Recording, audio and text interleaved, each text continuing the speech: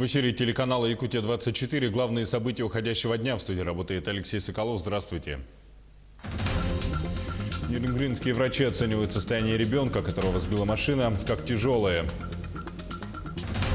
Проблемы с вывозом мусора. Глава Якутии обсудил ситуацию вокруг компании «Якутская экосети».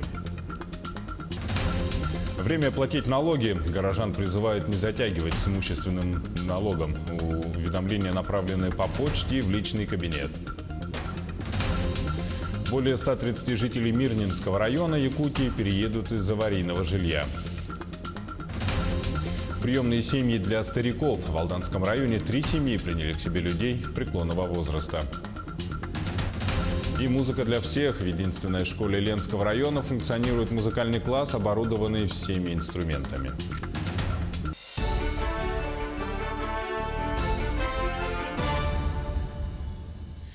В Нерюнгри врачи продолжают бороться за жизнь 6-летнего ребенка, который пострадал в ДТП. По данным медиков, его состояние оценивается как тяжелое. Мальчик находится в реанимации.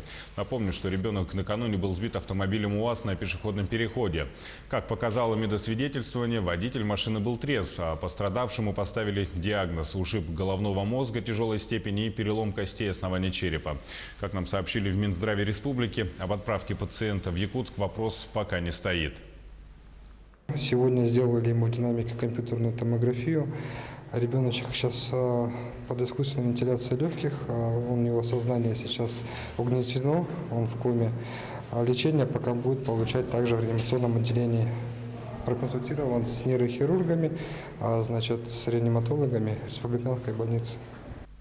Тем временем в Якутске по-прежнему сложной остается ситуация на дорогах и тротуарах. Город как сплошной каток. Количество обращений в экстренные службы возросло в разы. Кто отвечает за содержание столичных тротуаров и приквартальных территорий, узнавала Сусанна Рожина. Хозяин вроде есть, но и в то же время его нет. Сегодня мы попытались узнать, кто же в городе отвечает за уборку гололеда. Управляющие компании, управы или городские службы. Вроде территория всего муниципалитета поделена и распределена. У каждого кусочка земли есть свой хозяин. Но как только речь заходит о содержании и уборке, то никто ни за что не отвечает. Естественно, таким положением вещей недовольны жители города. Совершенно не справляются. Везде налить, везде невозможно подойти ни к какому магазину. Везде эти ступеньки скользкие. Так что надо маленько получше работать. Смотрите, даже в поликлинику. Вот разве можно так больным людям спуститься по таким ступенькам? У нас знакомая упала, головой ударилась.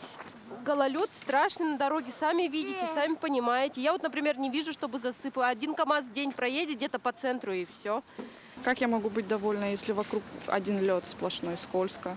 Ходить вообще невозможно. С ребенком ходим, на каждом повороте падаем. Скользко. Нам подниматься очень тяжело, пожалуйста. Особенно инвалидам. Мы вынуждены в поликлинику ходим, а так не ходим. Здоровья нету, скользко. За эти дни увеличилось и количество обращений в 03. Из-за страшного гололеда сотни людей с переломами рук и ног привозят бригады скорой помощи. Время, как мы понимаем, у нас погодные условия изменились. И в связи с этим количество обращений, конечно, увеличилось в разы. Если у нас за последние 3 суток обратилось всего человек с травмами, это около 400 человек, из них большая половина, это больше 200 человек, обратились именно травмы, полученные при гололеде. Кто же все-таки отвечает в Якутске за уборку приквартальных территорий? Судя по нормативным документам, придомовые территории должны убирать управляющие компании, приквартальные управы совместно с городскими службами, а территории, закрепленные за юридическими лицами, должны содержать сами предприятия. На Ярославского мы стараемся, управа. У нас как таковых насчет, нету, нигде не предусмотрено. Мы пишем письма по вопросам по школам, и Коддорстрой нам помогает, они эти подъездные пути поступают, потому что там склен у нас есть в некоторых местах, где достаточно аварийно. Аварийные ситуации сейчас возникают в Якутске на каждом углу, как во дворах, так и на дорогах. На Рыдзинского при капитальном ремонте улицы Жарницкого перекопали всю дорогу, и теперь жители вынуждены ломать свои машины, чтобы выбраться из ледяной ловушки. Не говоря уже о пешеходах, которым приходится лавировать по скользкой дороге, чтобы не упасть и не попасть под колеса машин.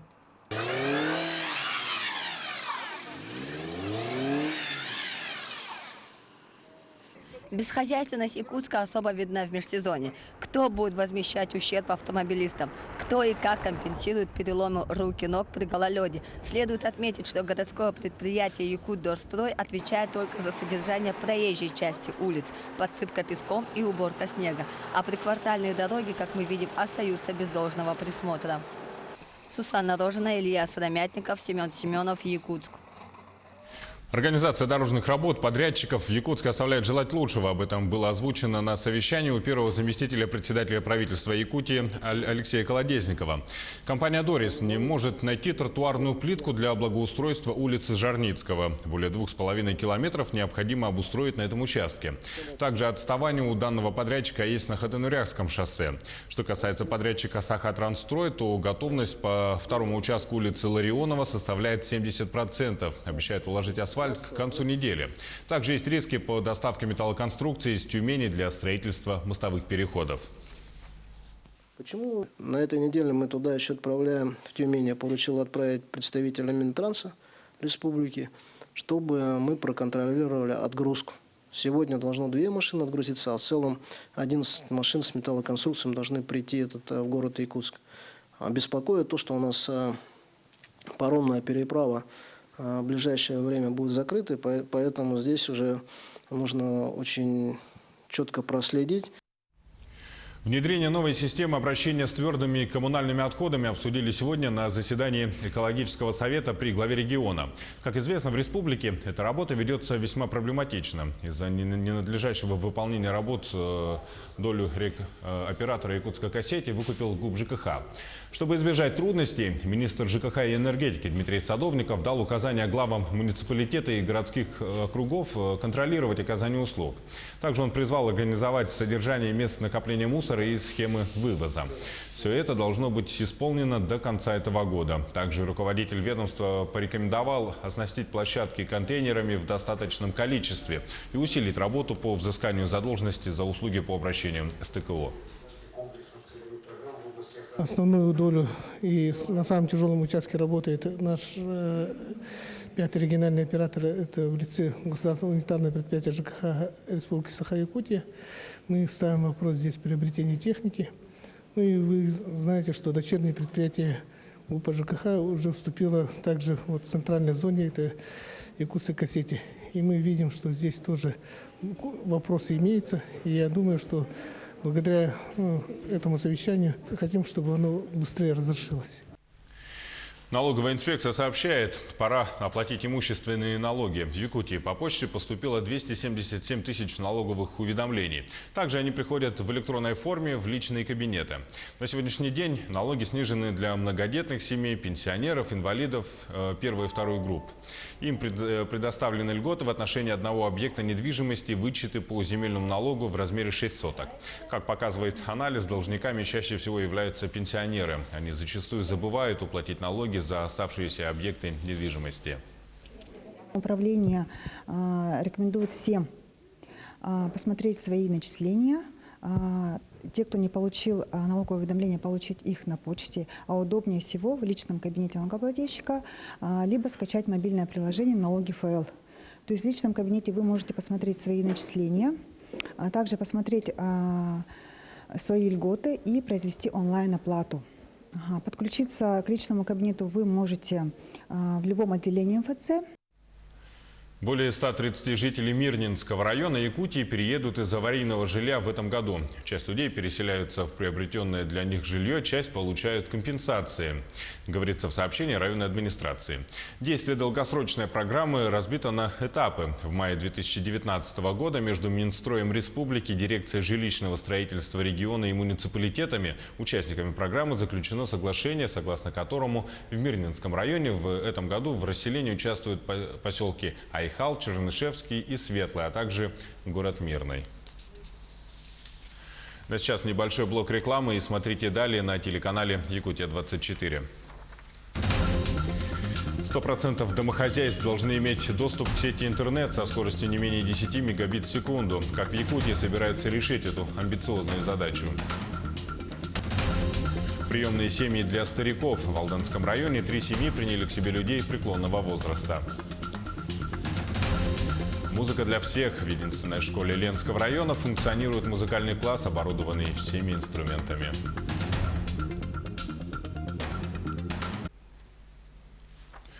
В эфире Якутия-24 мы продолжаем наш выпуск.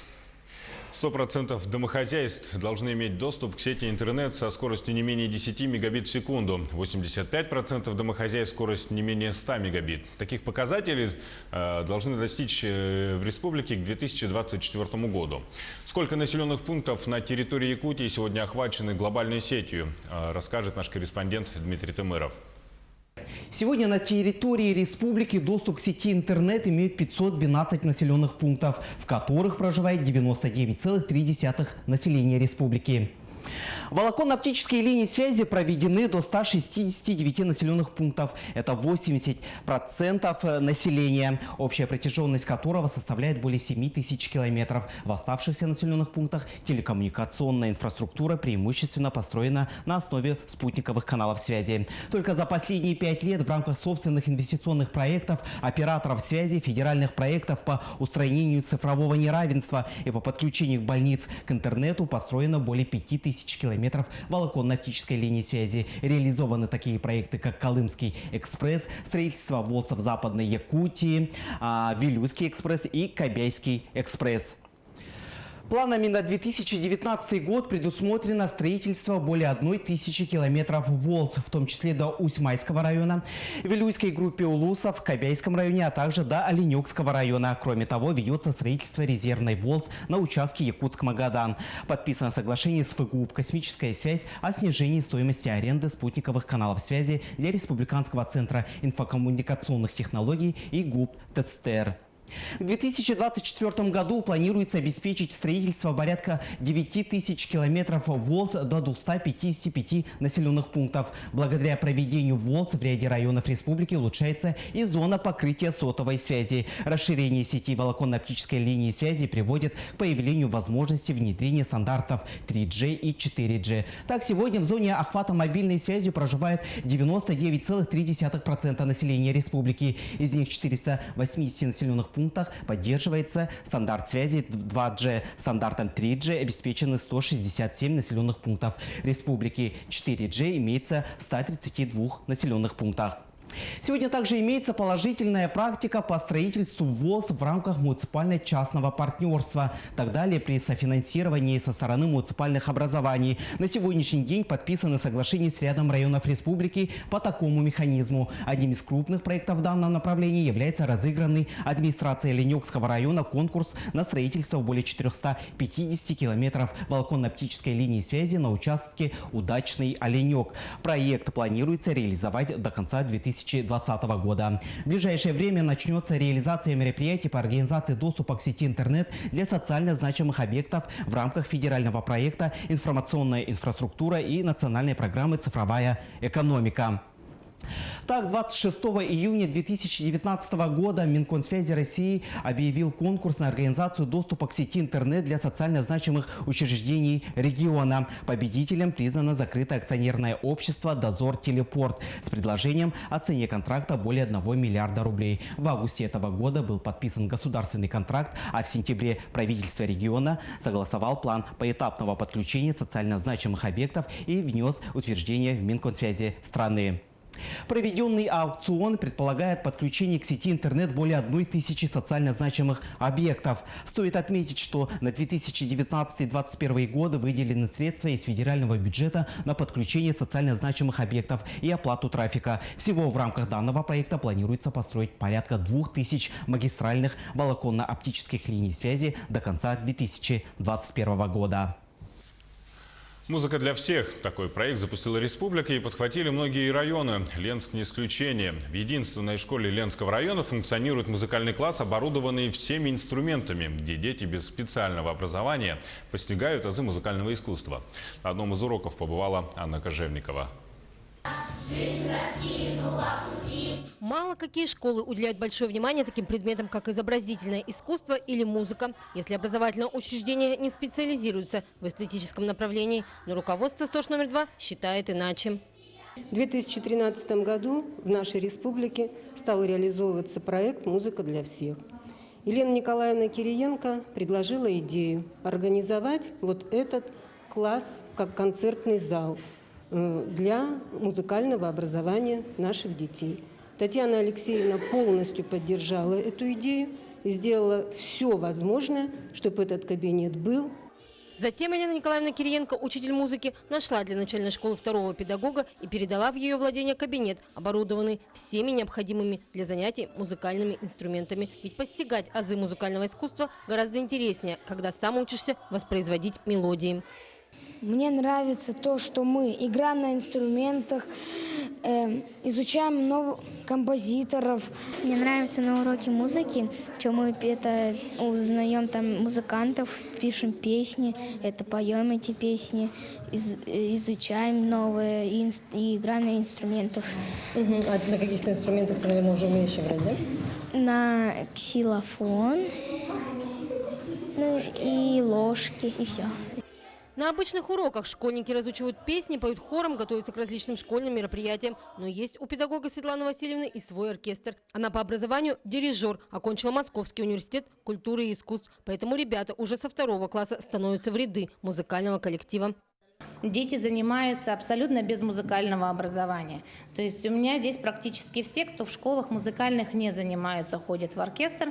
Да, конечно, это детские инструменты, да, конечно, это, может быть, у кого-то вызовет улыбку, да, что-то, но это очень хорошо развивает. Хотелось бы сказать, что, наверное, это в единственной школе в Ленске, да, единственная школа, в которой действительно все сделано для уроков музыки. Вот в мой класс приходят дети всей начальной школы. То есть за неделю у меня здесь в классе бывает 500 человек. Ну а юный коллектив не подводит. Оркестр уже не раз принимал участие в школьных, городских и районных конкурсах и показал свой достойный уровень, подтверждение тому – призовые места. Я решила здесь заниматься, потому что всегда любила музыку и хотела научиться играть на каком-нибудь инструменте. Уже участвовала где-то в каких-то выступлениях? Да, мы выступали на битве хоров. Мы сначала играли турецкую ронду, потом гусей, и потом уже дети пели. На уроках музыки мне нравится проводить время с нашей учительницей и нравятся сами уроки. Мы узнаем о новых композиторах, как они жили, какие успехов добились. И все это благодаря заинтересованности педагога, о чем свидетельствует любовь детей к учителю и к предмету.